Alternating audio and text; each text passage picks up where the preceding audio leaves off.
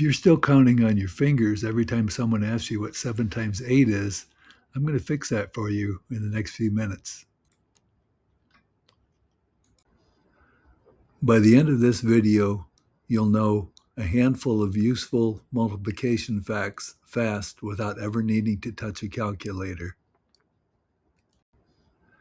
If you appreciate this type of content, then please gently tap on that like button and let's get into it.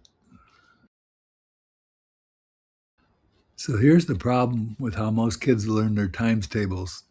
They get handed a large grid of 144 facts and they're told to memorize them. And that's actually pretty overwhelming, and it's honestly the wrong way to go about it.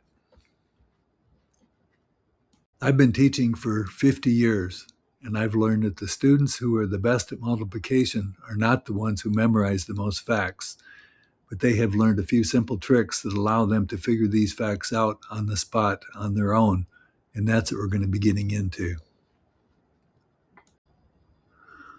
Okay, now we have the doubling trick, which is our first thing we wanted to cover.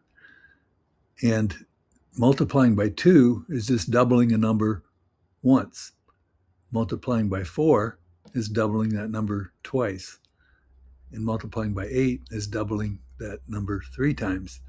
So we start with the number 6. 6 times 2, you double it once, you get 12. 6 times 4, you had to double it twice, so you get 24. And then 6 times 8, you double it 3 times, and you get 48.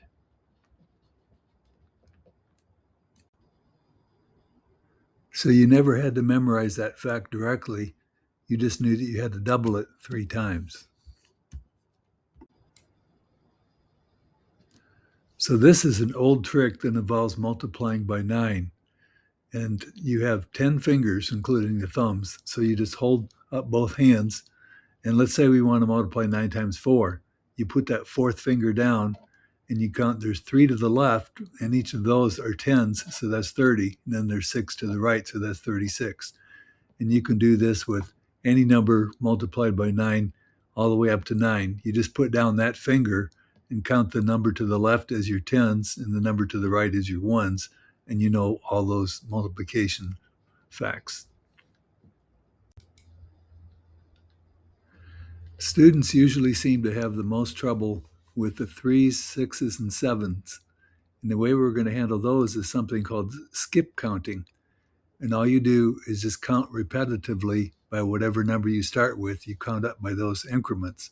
So if you're starting with 3, we just go 3, 6, 9, 12, 15. And you do that with 6 and 7 also. So here's an example. I want to take 3 times 5. We have to skip count 5 times. 3, 6, 9, 12, 15. And the number you land on is the answer. If we want to do 6 times 5, we have to do skip counting by 6s. 6, 12, 18, 24, and 30.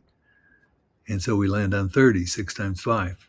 If we do 7s, we're going to do the same thing with increments of 7. So we go 7, 14, 21, 28, and 35.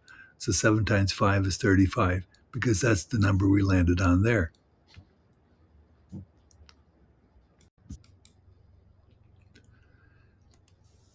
So let's do a recap of what we just covered.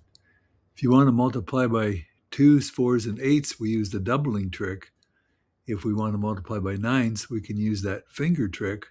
And then for the 3s and 6s and 7s, we use the skip counting trick. And that covers pretty much all of them without having to memorize a giant grid of numbers. So if you want another shortcut that'll make math click faster, I have broken down all of Algebra 1 in one video, and you can find it linked here.